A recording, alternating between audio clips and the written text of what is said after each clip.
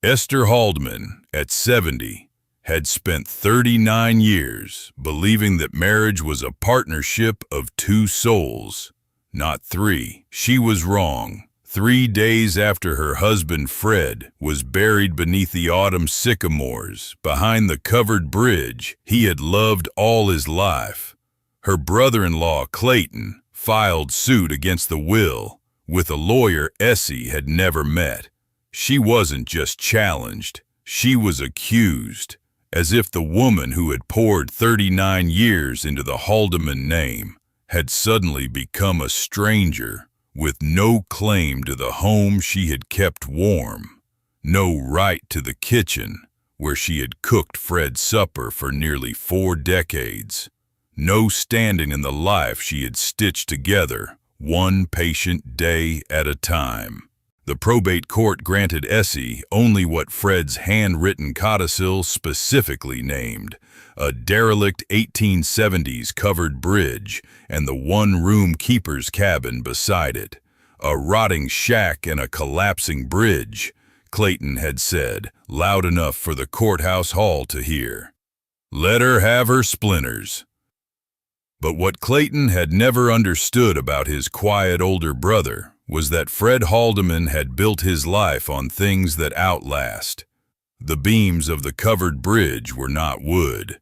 They were a ledger. Fred had been carving names and dates into those joists for 39 years, and before him, a generation of Haldemans had done the same.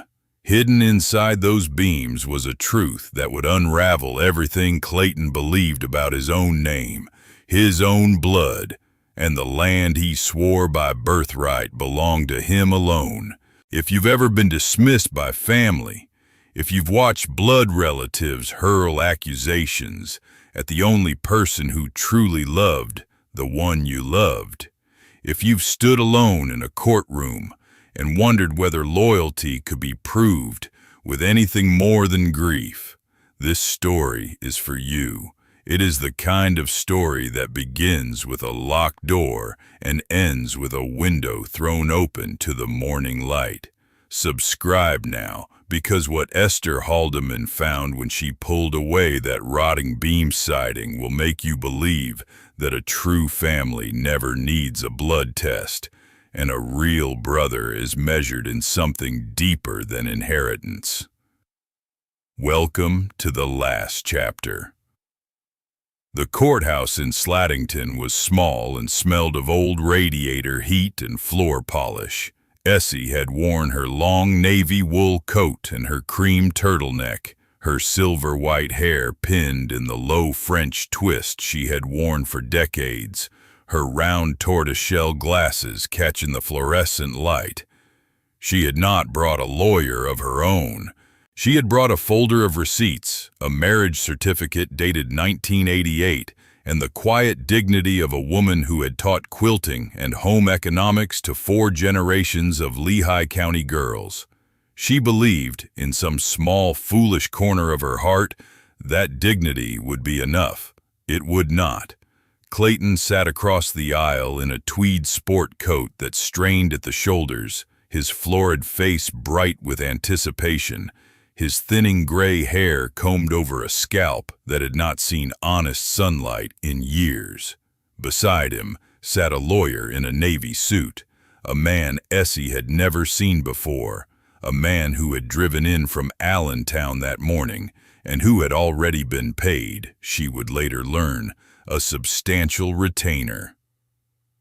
Clayton did not look at her. He looked at the judge, at the bailiff, at the stenographer, at anything except the woman who had sat at his mother's deathbed and had hemmed his own wedding tuxedo 30 years ago. The probate judge read aloud from the 1871 original Haldeman deed, a document Essie had never been shown, a document that specified the farmhouse and its 180 acres of river-bottom land, passed by blood succession. The judge's voice was tired. The words were clinical. The farmhouse where Essie had cooked 40 Thanksgivings. The kitchen where she had rolled out noodles every Sunday morning. the back pasture where Fred had planted a row of sugar maples for their 20th anniversary, all of it, by the dry arithmetic of inheritance, now belonged to Clayton Haldeman. Essie received only what Fred's own handwritten codicil had named: a bridge, a cabin, a creek. Outside on the courthouse steps, the maples along Main Street were already turning, gold and rust against a bleached October sky. Clayton caught up with her at the bottom of the steps, his boots loud on the concrete, his breath carrying the sour cut of morning whiskey. "We'll see who the real Haldeman is now, Essie," he said. He did not smile. He did not need to. The words themselves were the smile. Essie did not answer. She tightened her grip on her worn brown leather suitcase with its brass clasps, walked past him toward her old sedan, and did not look back.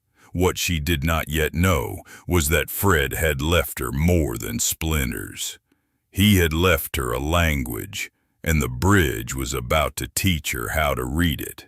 Fred's older siblings had been gone for years, all four of them, quiet and honorable people who had treated Essie like a daughter from the first Thanksgiving she ever attended in 1988.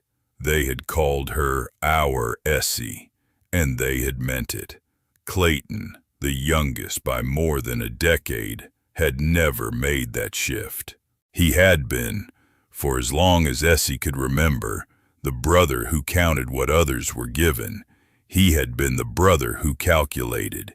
He had, in his own private and unspoken way, never forgiven Fred for marrying a woman who was not from a Slatenton family, a woman who had not grown up on Haldeman land, a woman who, in Clayton's ledger, did not belong. The funeral had barely ended before the lawsuit had begun. She drove out to the cabin that same evening, alone, her suitcase in the passenger seat, the low autumn sun striking the windshield in long orange slats through the hickories, the gravel two-track wound in from the county road through a corridor of oak and sycamore, the leaves already thinning, the air already carrying the first mineral breath of river mist. She saw the bridge first, its dark roof sagging against the pale sky, its upstream siding missing in long gray ribs where weather had eaten the planks. Then the cabin, tucked up against the near abutment, stone chimney cold, ivy gripping the far gable, the porch bowed like a tired shoulder. She turned off the engine. Maiden Creek murmured below the bridge. Somewhere in the woods, a single crow called, and then the silence folded back over the hollow like a quilt dropped carefully over a cold bed. She did not cry. She sat for a long time with her hands on the steering wheel, and then she got out, and then she began her life again, because that is what women of her generation had always done. She unlatched the cabin door with a key Fred had kept on a twist of baling wire on his kitchen ring for decades. The hinges complained, but they opened.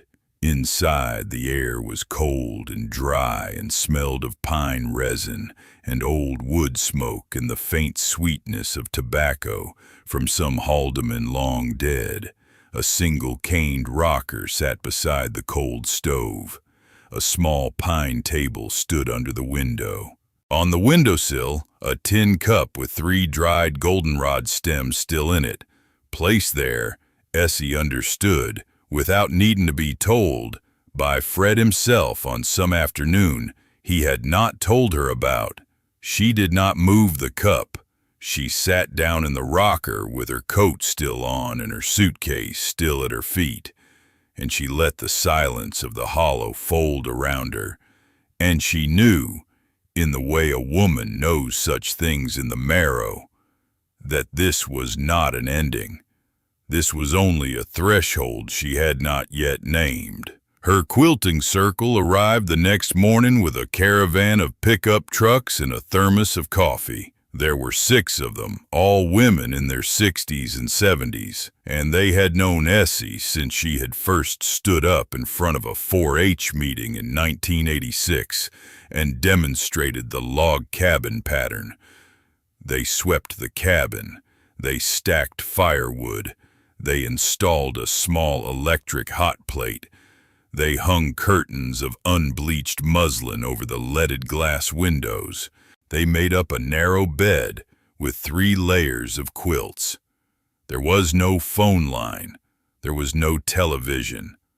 There was a wood stove, a kettle, a kerosene lamp for when the power flickered, and a single shelf of books Essie had brought from the farmhouse before Clayton had changed the locks.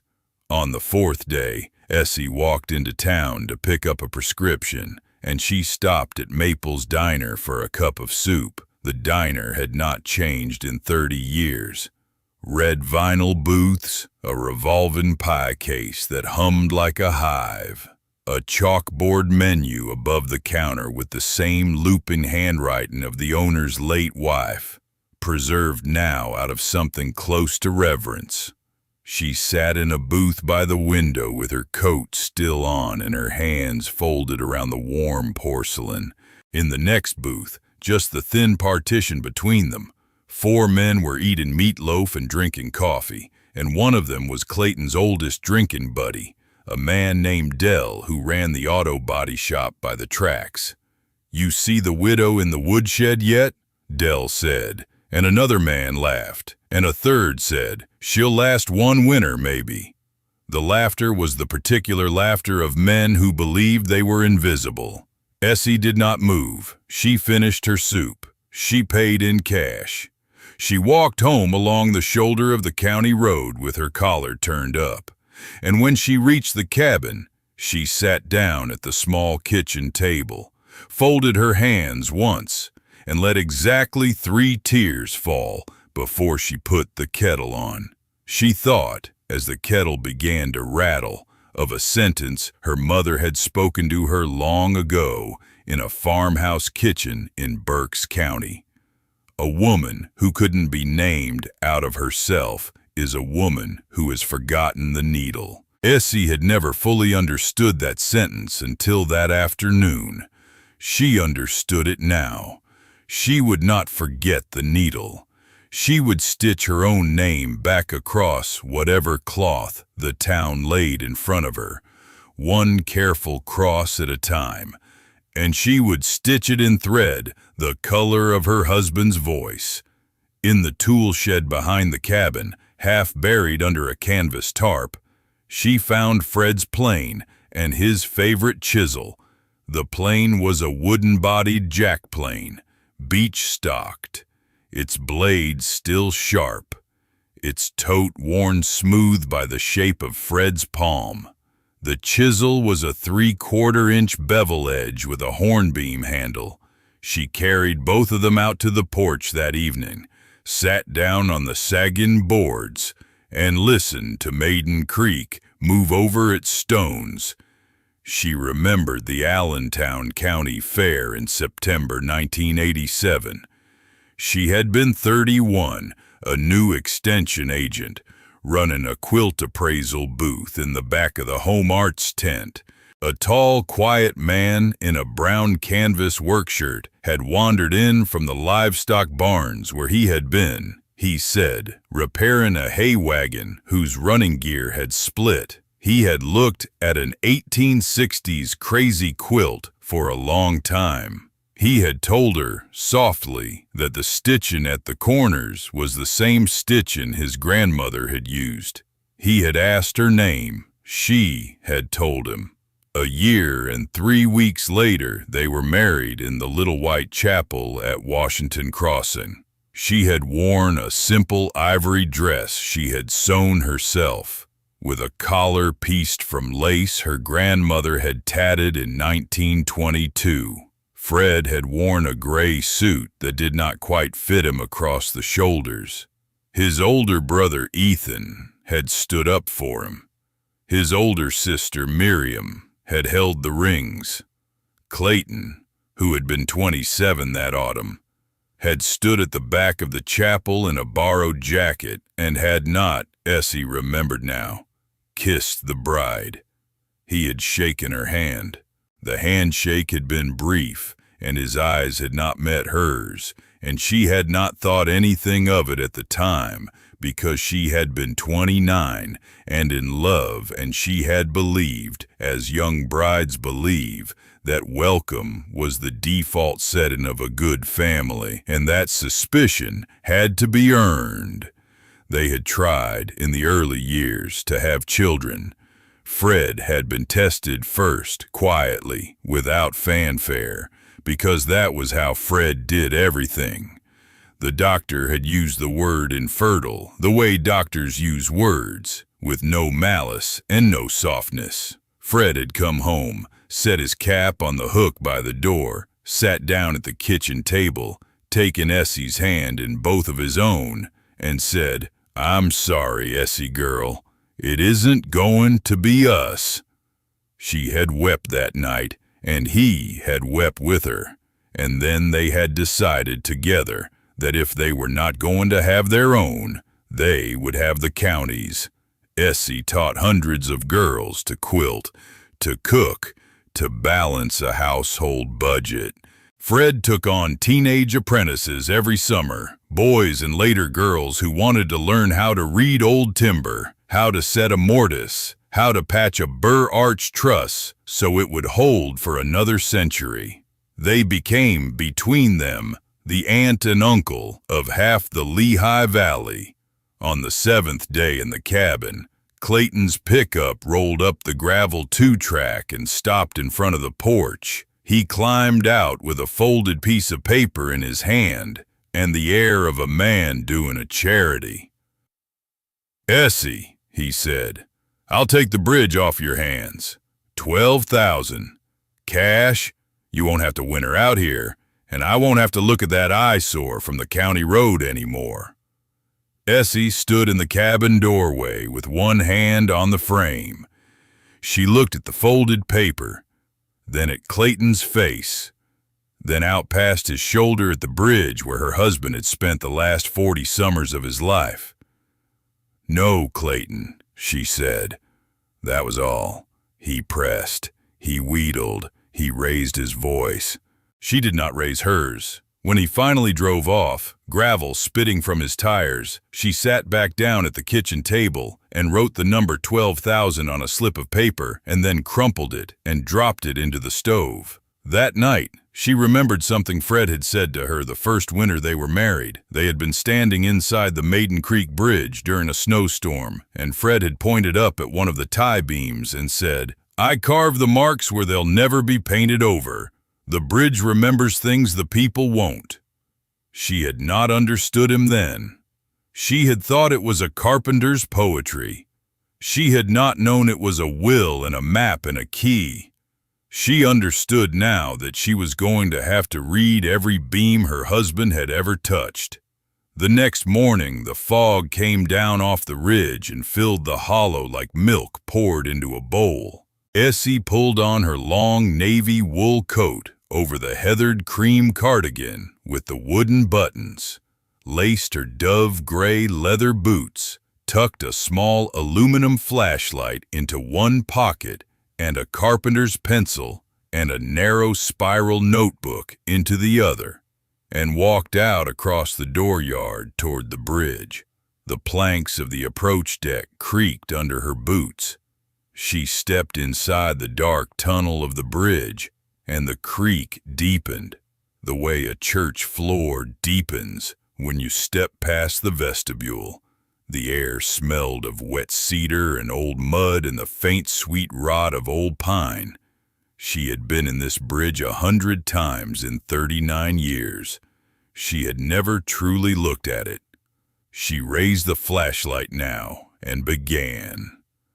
The beam of the flashlight moved across hand-hewn timber a shade darker than old leather. She saw first the things any visitor would have seen.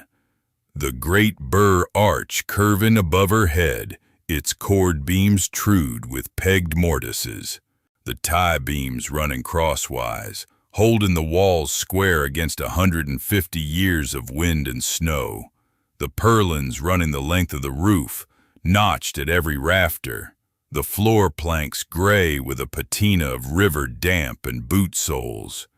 These were the bones.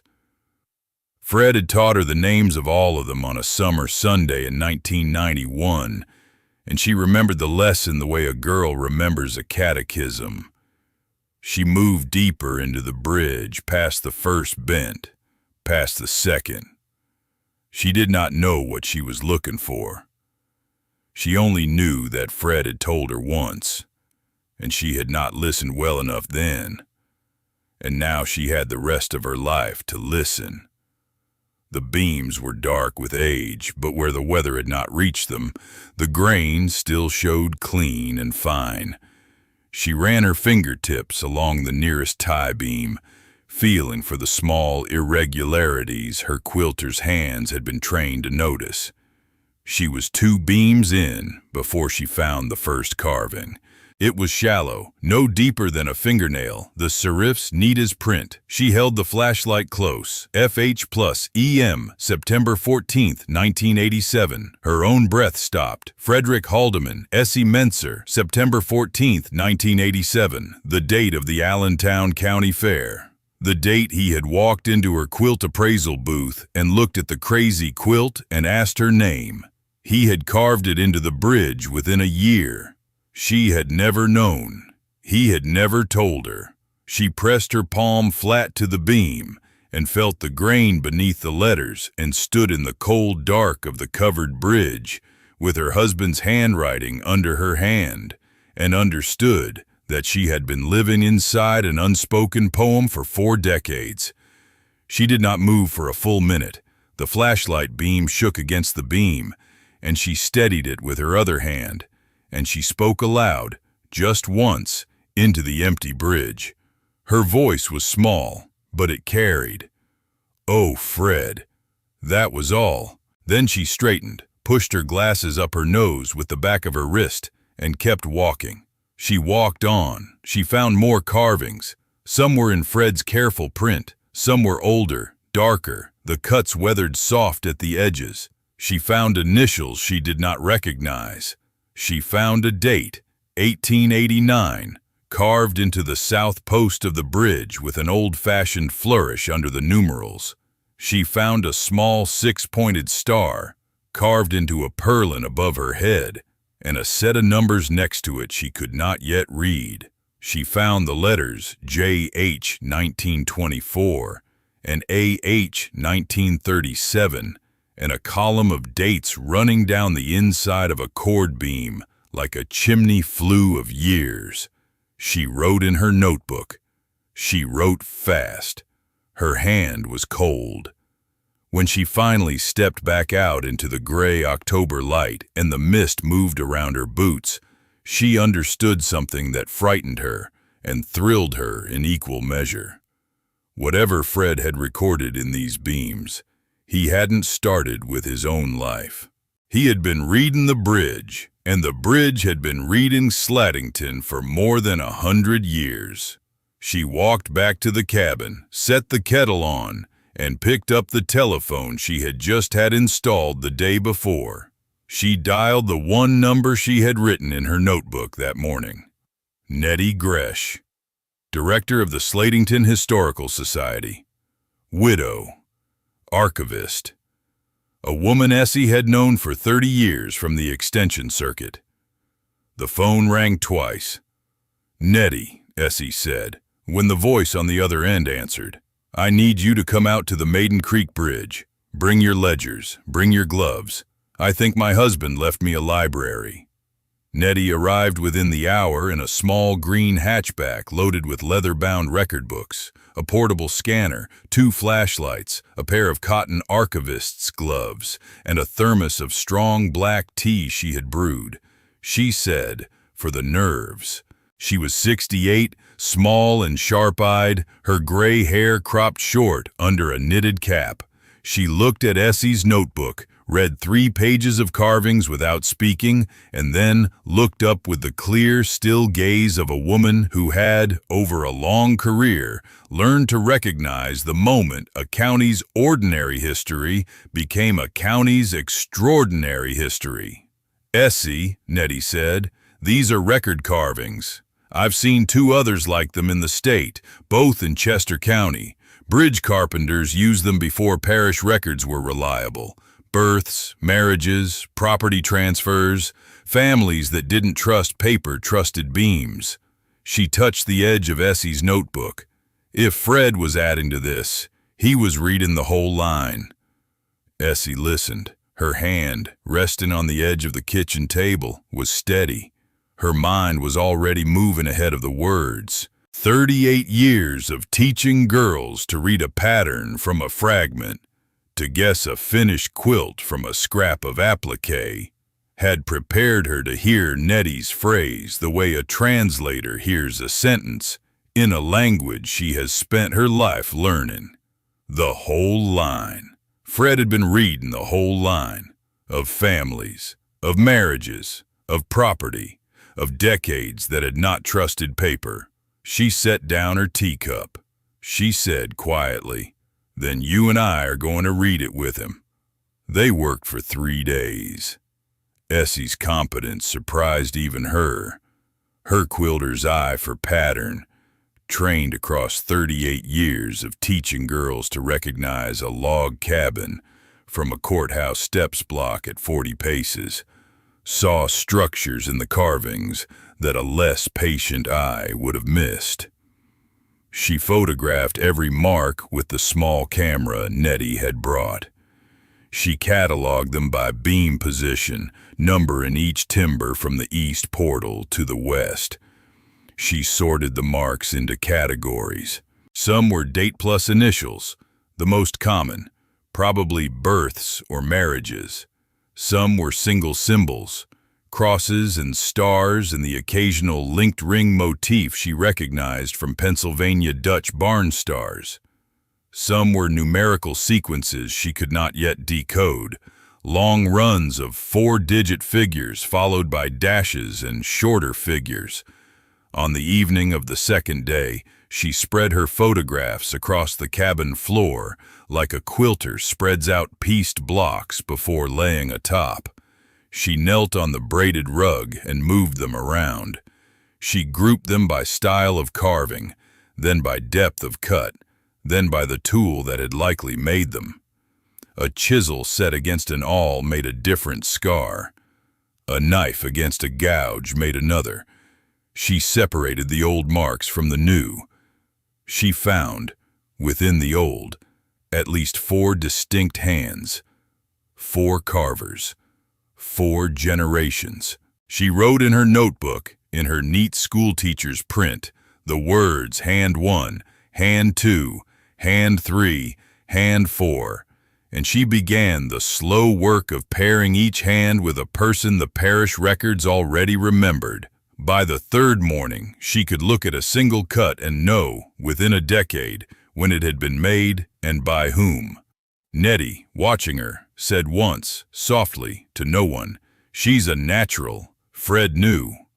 She identified, through the simple carpenter's sense Fred had taught her over the years, which beams were newer. 2 of the tie beams had the tight grain and the slightly lighter color of timbers Fred had installed during his own restoration work in the mid-1990s. 1 chord beam, replaced sometime in the 1960s, bore the distinctive tool marks of a machine-cut lumber mill. The oldest timbers, the ones that had stood since 1871, carried the rough adze marks of hand hewing, and it was on these, almost exclusively, that the earliest carvings appeared. Nettie cross-referenced the initials against the Slatington Historical Society's settler registry.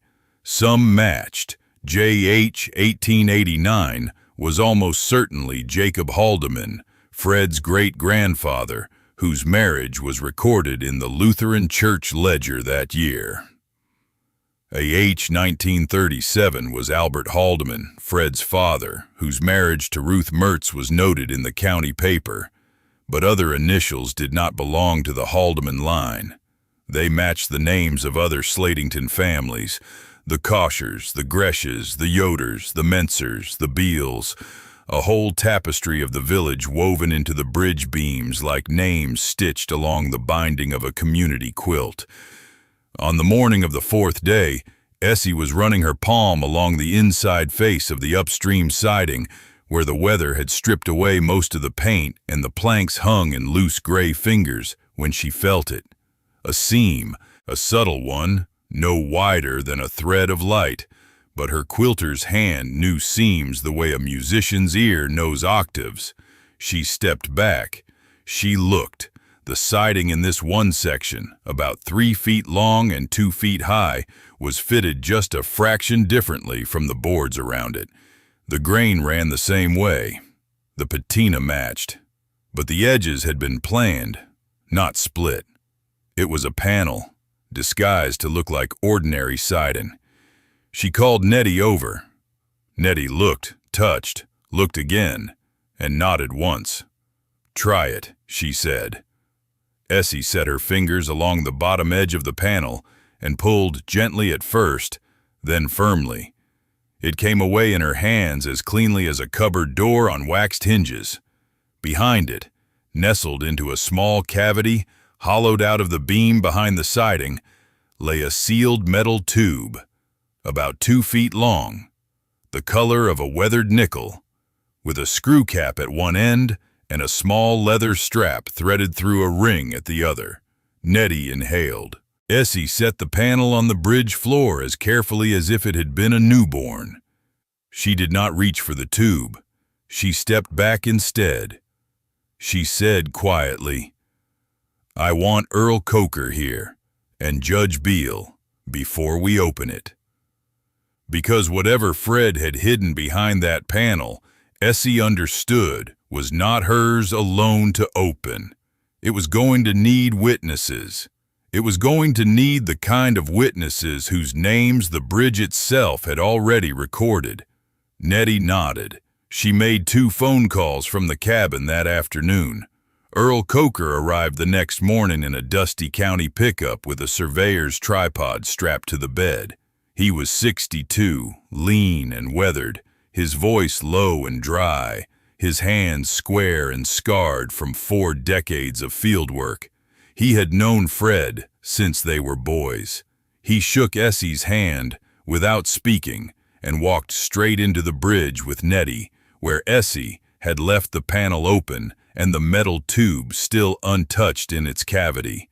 He looked at the tube for a long moment. He looked at the carvings. He looked at Essie. "Fred always said this bridge was going to have the last word," he said. "I didn't know he meant it literally." He walked the length of the bridge twice, once on each side, looking up at the tie beams without touching them, the way a man looks at a painting in a museum when he is not quite sure he is welcome. Then he walked back out into the dooryard and stood with his hands in his pockets and said to Essie, "I surveyed this parcel for your father-in-law in '78. I never read the 1871 original. Nobody asked me to. I don't think anyone had opened that document in 90 years. Essie nodded. Earl looked up at the bridge. "I should have asked," he said. "I didn't. I'm sorry." Essie touched his sleeve, just once. "You're here now," she said. That's what Fred would have said. Judge Jasper Beal came in the late afternoon. He was 80, tall and stooped, white-haired, walking with a blackthorn cane he did not actually need. He had retired from the county bench 9 years earlier and was, as everyone in Slatington privately agreed, the town's moral compass. He wore a gray wool overcoat and a knit tie. He took Essie's hand in both of his own. "Essie," he said, "whatever is in that tube, you decide when and how. We are here as witnesses, not as directors." He walked slowly up the porch steps. He did not sit. He turned and looked out across the dooryard at the bridge, and he said, after a moment, "I have sat on the bench of this county for 31 years, Essie. I have signed more probate orders than any living man in Slatington. I have seen greed wear many coats, but I have not, until today, seen a man reach back from the other side of death to set a wrong right. Fred was a carpenter all his life. Today I learn he was also a lawyer, a better one than most of us with the degree. Essie smiled faintly for the first time in weeks.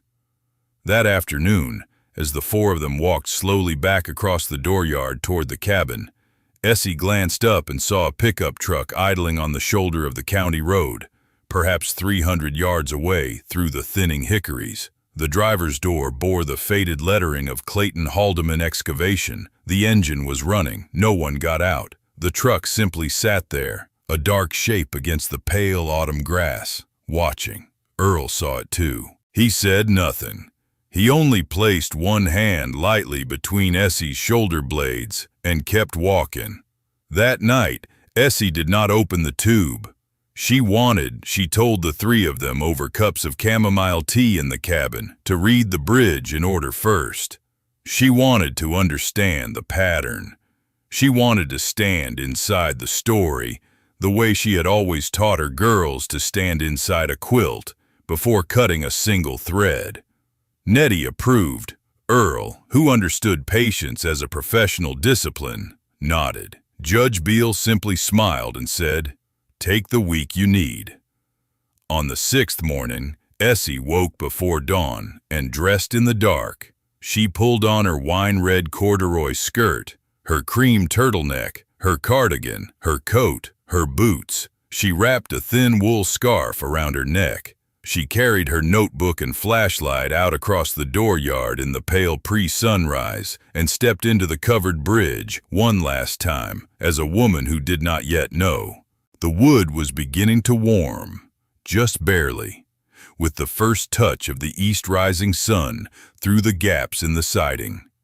The air smelled of cedar and creek mud and the faint dry dust that old wood exhales in autumn. Her fingertips traced the cuts one by one, the carvings she had photographed, the dates, the initials, the little star, the column of numerals. Her hands shook only slightly. Whatever was inside that tube, she understood, was going to rewrite not just her own story, but the story Clayton had told himself in the mirror every morning for 64 years. She walked back to the cabin. Nettie was up.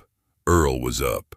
Judge Beale was up, in his long gray coat, holding a mug of coffee in one hand and a small leather folio in the other. They followed her back to the bridge in silence. Essie reached into the cavity behind the panel. She lifted out the metal tube. She carried it to a small workbench Fred had built into the cabin porch years ago. She set it down. She unscrewed the cap. Inside, rolled carefully around a wooden dowel and tied with a single strip of waxed linen, was a bundle of papers. Essie's breath caught once. She untied the linen. She unrolled the bundle. The top document was the first surprise. It was the original 1871 property survey of the Haldeman homestead. Earl bent over it immediately, his surveyor's eye running along the bearings and distances, his lips moving as he read. He straightened slowly. "Essie," he said, "this parcel is called out as a single legal unit, Haldeman Bridge Reserve. The 180 acres of farmland are not a separate deed. They are legally attached to the bridge. Under this survey, whoever owns the bridge owns the farmland. The bridge is the anchor parcel." Judge Beale took the survey, read it again, and set it down on the workbench with the careful reverence he had once reserved for original signed wills. "The deed to the farmhouse Clayton inherited," he said, "is conditional. It was always conditional. He never read the underlying survey. Neither did the probate clerk. Nobody did. Because for 150 years, the whole parcel stayed in one family, and nobody needed to read it." Essie unrolled the second document. It was a hand-drawn map, in Fred's neat carpenter's print of every beam and post in the Maiden Creek Bridge. Beside each beam, Fred had written, in his careful block letters, the name, date, and a brief story behind every carving. J. Haldeman, 1889, marriage to Catherine Yoder. A Haldeman, 1937, marriage to Ruth Mertz. The six-pointed star above Perlin 14, a blessing carved by Gideon Coker in 1893 after his son recovered from scarlet fever. The column of numerals, a property subdivision, recorded by three Slatington families in 1902 when the old mill road was relocated. Page after page, generations of the village carved into the ribs of a bridge, and now, at last, decoded on paper by a man who had spent his whole life reading what other men had forgotten, was written. Nettie wept. She wept quietly, without sound, her hand pressed to her mouth, the tears running down into the collar of her sweater. "Essie," she whispered, "this is the historical record of this valley. The parish ledgers have gaps. The county courthouse burned in 1912. There are people whose marriages and births are recorded nowhere else. Fred saved them. He found them in the bridge and he wrote them down." Essie unrolled the third document. It was a single folded page, yellowed at the edges, the paper thin and official. A 1959 Pennsylvania state adoption certificate. She read it once. She read it twice. She passed it to Judge Beale without a word. He read it slowly, and then he read it aloud. Clayton Haldeman, born Clayton Yoder in 1961. Legally adopted by Albert and Ruth Haldeman of Slatington, Pennsylvania, on June 11, 1964, at the age of 3. The certificate named his biological parents, a Mennonite couple who had died in a farm accident the year before, and it named his biological surname, Yoder, not Haldeman. He had been adopted in love, raised as a son, treated by Fred's parents as no different from their own flesh, but the paper was clear. Clayton was not, by blood, a Haldeman. There was a long silence in the cabin porch. Essie sat down on the stool Fred had built into the bench years ago. She rested her hands in her lap. She looked at her husband's handwriting on the map. She looked at the adoption certificate. She thought of Clayton at 10, at 15, at 30, at 50. And she thought, without bitterness, how a man could spend his whole life believing in the wrong foundation. Judge Beale cleared his throat gently. "The 1871 deed," he said, "specifies the bridge reserve shall pass only by blood succession or by the written designation of the senior Haldeman. Clayton's blood claim is void. He isn't a blood Haldeman under the deed's meaning. Fred's written designation, which is you, governs completely. The 180 acres of farmland revert to the bridge parcel, and the bridge parcel belongs to you, Essie. It belonged to you the day Fred signed that codicil." Earl was quiet for a long time. Then he said, "Fred knew." "Fred knew," Nettie echoed. "Fred knew," Essie said. Her voice was soft, but it did not break. "He always knew. He never told Clayton. He never told anyone. He loved Clayton as a brother, and he would not unmake that. But he wrote it down. He wrote it all down, for the day it mattered." There was a fourth document in the tube, the last. Nettie lifted it out carefully. It was a letter on the official stationery of the Pennsylvania Historical and Museum Commission, dated only 4 months earlier. Fred had opened it, read it, folded it, and sealed it in the tube without telling Essie. The commission had nominated the Maiden Creek Covered Bridge for the Covered Bridge Preservation Endowment, a state restoration and custodianship fund valued at $2,300,000. The endowment would pass to the legal owner of the bridge upon acceptance. Restoration would commence within 90 days of endowment acceptance. The bridge would be preserved in perpetuity under the custodianship of its legal owner. Essie set the letter down on the workbench. She didn't speak for a long time. Outside, Maiden Creek moved over its stones. A single crow called from the hickories.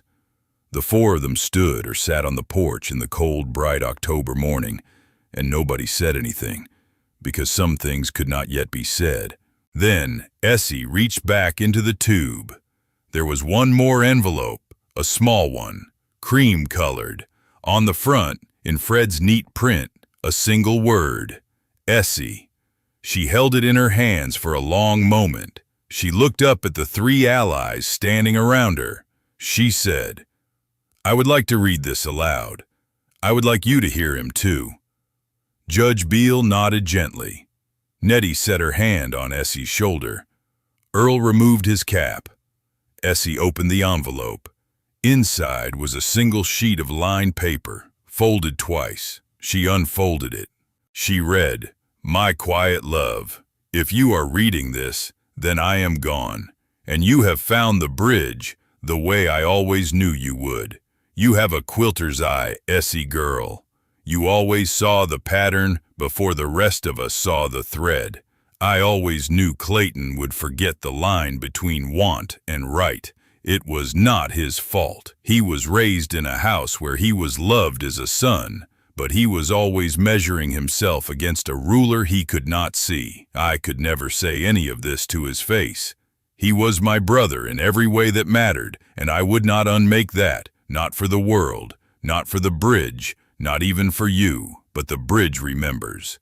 And so will you. When he comes for what he thinks is his, you will know what to do. Love him anyway, and then tell him the truth, the whole of it. The adoption, the survey, the carvings, the line that always ran through the beams and not through the blood. Tell him our parents loved him. Tell him I loved him. Tell him the bridge chose him too, in its own way, the same way it chose you. And then, my love, step across the bridge and keep going. The far side has always been waiting for you.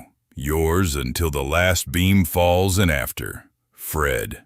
Essie read the letter once. She did not weep. She folded it once, carefully, along its original crease. She set it on the workbench between the survey and the adoption certificate, and the commission letter and the hand-drawn map, and she laid her hand flat across all 5 documents at once, the way a quilter lays her hand flat across a piece top before the first basting stitch. "Thank you, Fred," she said to the morning. Then she turned to Judge Beale, and her voice was steady, and her eyes behind the round tortoiseshell glasses were clear. "Jasper," she said, "tell me what we file, and when."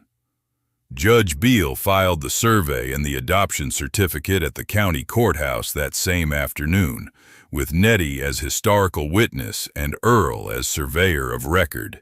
The probate clerk, who had been present at the original hearing 3 weeks earlier, read the documents, went quietly pale, and called the sitting judge. Within 8 business days, a short probate motion was entered on the docket. Title to the 180 acres of farmland previously awarded to Clayton Haldeman on the basis of blood succession reverted to the Haldeman Bridge Reserve estate. Legal owner of the Haldeman Bridge Reserve, Esther Haldeman. Clayton did not learn of the filing from the court. He learned of it from his bank. The loan officer called him on a Tuesday morning. The bank had pulled the county records, as banks do when deeds move. The 180 acres Clayton had been using as collateral on a $900,000 equipment loan no longer belonged to him. The loan was now uncollateralized. The bank was calling it. Clayton had 30 days. He drove out to the cabin that afternoon. His pickup skidded on the gravel. He did not knock. He pushed the door open hard enough that it rattled on its hinges, and he stood in the doorway with his florid face dark and his fists at his sides, and he shouted a single word, her name, the way men sometimes shout, the one thing they still have the right to say. Essie. She was sitting at the kitchen table. Judge Beale was sitting across from her, a mug of coffee in his hand, his blackthorn cane leaning against the chair. Nettie was at the sink. Earl was on the porch. "Sit down, Clayton," Essie said. Her voice was low and even. "I have something to read to you." "I'm not sitting," he said. "You've stolen from me. You've stolen from the family. I'll have a lawyer on this by morning." "Sit down, Clayton," Judge Beale said, not looking up. "Let me explain what's already been filed."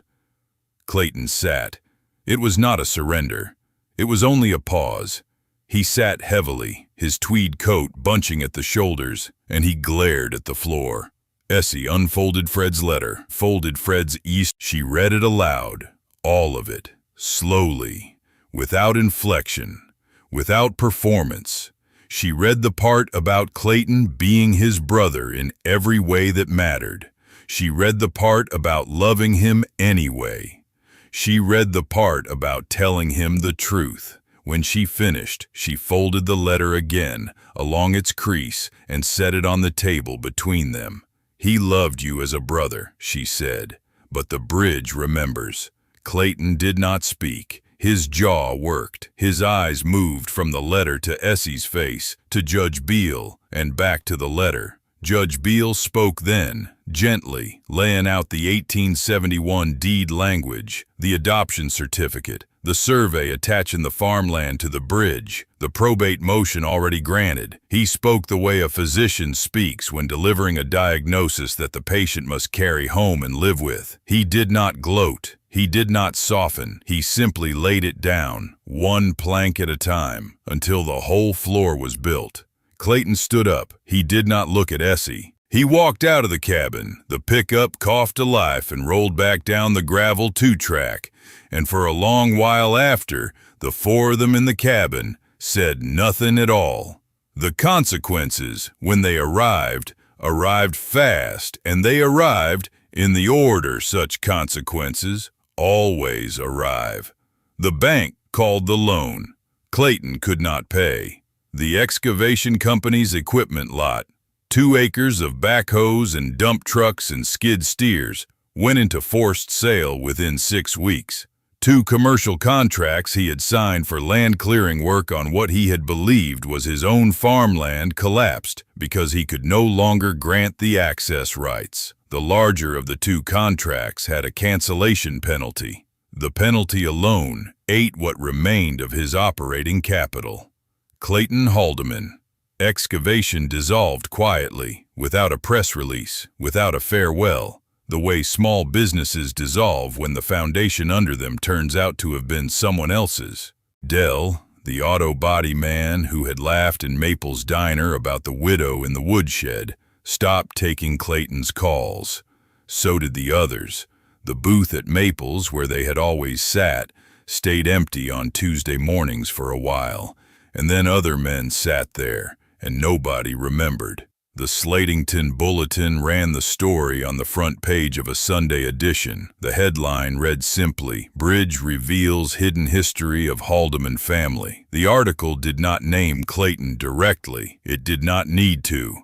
Everyone in Slatington read it. Everyone in Slatington understood. The big farmhouse, the one with the row of sugar maples Fred had planted for their 20th anniversary, sat empty for 2 weeks while Clayton packed. He moved into a rental on the east side of town, a small brick duplex near the railroad, 2 bedrooms, a shared driveway. Rita, his wife, a soft-spoken woman who had always been kind to Essie, who had sent a handwritten card every Christmas for 36 years, called Essie one evening in the first week of November. She wept on the phone. She did not defend Clayton. She did not apologize for him. She only wept, and she said over and over, "I'm so sorry, Essie. I'm so sorry." Essie listened. She did not interrupt. When Rita had finished weeping, Essie said softly, "Rita, you have nothing to be sorry for. You were never the one who forgot." The court, on Judge Beale's quiet motion, barred Clayton from contesting any future Haldeman probate matter. The order was filed on a Wednesday. Clayton did not appeal. He did not, by any account Essie ever heard afterward, speak her name again in public. Some debts, Essie understood, were settled not by payment, but by silence. On the last Sunday of November, Essie drove out to the small Lutheran cemetery on the hill above Sladdington, where Fred was buried under the autumn sycamores. She carried a small carved piece of bridge wood in her coat pocket, a fragment of one of the oldest tie beams, already cracked and unusable for restoration, on which she had carved with her own hand, slowly, over 3 evenings, using Fred's 3/4-inch chisel, 3 words: "The bridge remembers." She placed the fragment on the headstone. She stood a long time in the thin November sun. She did not speak aloud. She did not need to. When she walked back to her car, the sycamores were bare, and the sky was the pale blue of a washed flour sack, and somewhere across the valley a church bell was ringing for the noon service. She drove home to the cabin. She put the kettle on. She pulled out a quilt she had been piecing for 3 months, a log cabin variation in wine and cream and navy, with a single small central square of bridge beam brown. And she took up her needle and began to stitch. The Pennsylvania Historical and Museum Commission endowment was accepted in Essie's name on the 14th of December. The paperwork was signed in the small conference room of the Slatington Historical Society, with Nettie as witness and Judge Beale as counsel.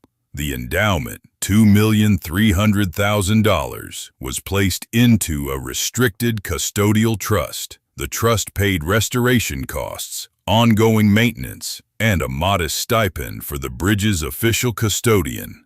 Essie was the custodian. She did not take the stipend for the first year. She asked instead that it be added to the restoration fund. Restoration began in the first week of March, when the ground had softened enough for the crew to set up their equipment without damage in the cabin's foxglove bed. Essie hired 3 foremen for the project, and she hired them personally, without a committee. All 3 had been Fred's teenage apprentices, 20 years ago or more. They were grown men now, with families and mortgages and scarred knuckles and their own apprentices, and they wept, each of them separately and without shame, when Essie called them and offered them the work. The oldest of the 3 was named Levi. He had been 16 when Fred had taught him to cut a mortise. He was 41 now. He stood inside the bridge on the first morning of restoration, his palm flat against the tie beam, where Fred had carved FH plus EM 9/14/1987, and he said, to no one in particular, "I'll build it the way he would have built it." He turned to the rest of the crew, 6 men and 1 young woman, and he said, in the level, plain voice of a man who did not raise his voice for anything, "We preserve every carving, every one. If a beam has to come out, it comes out whole. It goes to the Historical Society. A copy gets cut and set back in its place, and the copy is marked so no one ever mistakes it for the original. Anybody who doesn't understand that, tell me now, and I'll find you different work." Nobody spoke. The crew got to work. In April, Essie founded the Fred Haldeman Apprenticeship for Historic Woodworking. The program offered a paid year-long apprenticeship to young people of Lehigh County who wished to learn the heritage trades from master craftsmen. The first cohort was 5 apprentices, 3 boys and 2 young women. One of the young women was named Callie. She was 19. She had come to Fred 2 years before he died and had begged him in the front parlor of the farmhouse to teach her to restore covered bridges. Fred had said yes, and he had given her 2 summers of instruction, and then he had been gone. When Essie called her, Callie wept into the phone for a full minute before she could speak. She was assigned to Levi's crew. On her first day, she set a mortise with her own hands, and Levi watched her do it, and he said afterward to Essie, Fred taught her better than he knew. Essie hired a retired shop teacher from the county high school to coordinate the program's schedule. She set aside a corner of the restored bridge's timber yard for a teaching shed. She invited Nettie to lecture the apprentices twice a month on the history of the county's bridges and the families whose names were carved into them. She asked Earl to teach one Saturday a season on the discipline of reading a historic survey.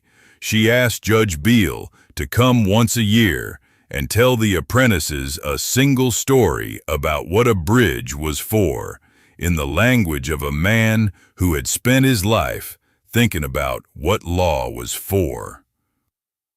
By the end of the first year, 2 county school districts had requested partnerships. By the end of the second, the program had a waiting list of 17 young people. By the end of the third, the state had asked to replicate it elsewhere. The restored Maiden Creek covered bridge opened to pedestrians on a Sunday morning in late September, nearly a year after Essie had first driven out to the cabin in the cold autumn twilight with her suitcase in the passenger seat. The morning was cool and bright. The mist was lifting off the creek in long, pale ribbons. The hardwoods on the ridge were just beginning to turn. A small oak plaque had been set into the stone abutment at the east portal of the bridge. The plaque read, "For Fred, who read the bridge so the bridge could speak." There was no ribbon cutting. Essie had refused one. There were no speeches. Essie had refused those too. A small crowd gathered, perhaps 60 people, townspeople and apprentices and quilting circle and a few reporters from the valley papers. Nettie stood to one side, her hand tucked into the crook of Judge Beale's elbow. Earl stood with his cap in his hand. Levi and the 2 other foremen stood with their crews. Callie stood at the front, her hair braided down her back, a carpenter's pencil tucked behind her ear.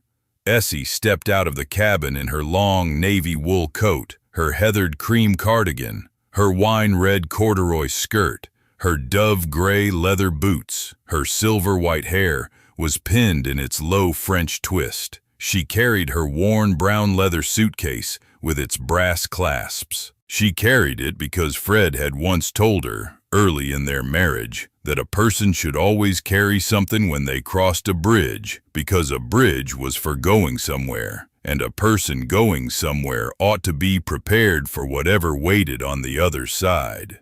She walked alone across the restored bridge in the early mist. She did not hurry. She did not look back. Her boots made a soft, steady sound on the new planks. The tie beams arched above her head, their old carvings preserved, their new carvings, the ones Fred had made in the last decade of his life, preserved too. When she reached the west portal, she stopped. She turned. She looked back through the long cedar-scented tunnel at the crowd gathered at the east end, small and distant now, haloed in mist. She raised one hand. They raised theirs. That evening, the quilting circle threw a potluck in the cabin. There were casseroles on the stove and pies on the windowsill, cooling in the autumn air, and a whole ham on a platter in the middle of the kitchen table. Nettie, Earl, and Judge Beale came. They had, over the course of the long year just past, become something Essie had not had since Fred's siblings had died. A chosen family. A family of the quiet, choosing kind. The kind that had arrived on a phone call and had stayed through a winter and a spring and a summer and would, she understood now, stay through all the seasons that remained. She had sent Rita a private invitation. Rita came. She arrived late, alone, her coat buttoned to the throat, a covered dish in her hands. She stood on the porch for a long moment before she could bring herself to knock. Essie opened the door and took the dish from her hands and drew her inside without a word. They did not speak of Clayton. Clayton did not come. Clayton was not invited. But Rita, who had been kind when kindness cost her something, was welcomed, and she stayed until the last piece of pie was gone. And when she left, Essie hugged her on the porch under the lit kerosene lantern and said quietly, "Come back any Sunday. The door's always open." Rita wept once, briefly, and nodded, and walked down the porch steps into the cool, bright autumn night. Essie stood on the porch after everyone had gone. The cabin was warm behind her, lamplight spilling across the new planks of the steps, the creek murmuring below the bridge, the stars dense and clean above the ridge. She thought of Fred. She thought of the first carving, FH plus EM 9, 14/1987, and the last, which she had carved herself that afternoon, with her own chisel on a small inside purlin near the west portal of the bridge. The last carving read, in her careful capital print, "E.H. Thank you." She had not signed it with her maiden initials. She had signed it with the name she had carried for 39 years, and would carry for whatever years remained. She had carved it where it would not be painted over. She had carved it where the bridge would remember. Thank you for walking with Esther through every beam and every carving of this journey. From painful accusation to quiet vindication. From the collapsing silence of a derelict bridge to the steady voice of wood that finally spoke. If Esther's story touched something deep inside you, if you've ever been dismissed by family, if you've been accused of being less than who you were, if you've discovered that what looked like a hollow ending was actually the first true sentence of a story you were meant to live, leave just one word in the comments describing the exact moment when you realized the family that chose you was the family that was always yours. Because Esther's story proves that love builds things that outlast greed, that truth hides in the beams long after the tongues that told lies have fallen silent, and that a real family is measured not in blood, but in the quiet choosing of one person by another, year after year after year. Share this story with someone who needs to remember that the ones who truly loved them left signs no lawyer can unsign, marks no envy can erase, proof no accusation can unprove. Welcome to the last chapter. We'll see you in the next story.